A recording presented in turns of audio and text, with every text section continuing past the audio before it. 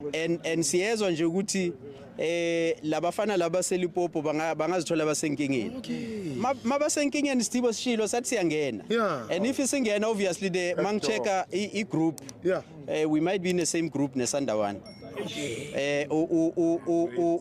Urulani naye it's in the same group. These are South African teams and coaches. Sazoba mnandi ezweni team. Yeah, so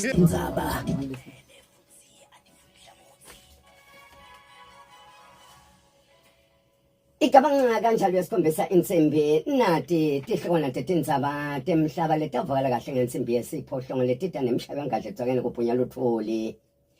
Ikhefu icithile licala le-Orlando Pirates neLimpopo. STL Limpopo iqinisekise ukuthi ikhefu isivumile ukuthi uHenock Mulia noRamos Kashala bebafanelekile ukuthi badlale. Kanti futhi baphindze bakhuluma nokuthi ucoach Guy Bukasa ebenchini akuholeleli esijezisweni. Ngakho-ke ikhefu iphindze yaqinisekisa ukuthi ukuvalela kukacoach Bukasa imidlalo yesithupha ku-DRC Under 20 case.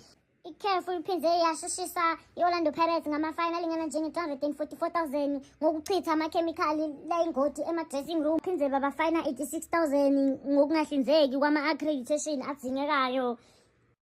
You must stand up, Ndlovu. Stand up, Ndlovu. Stand with one leg. Yo.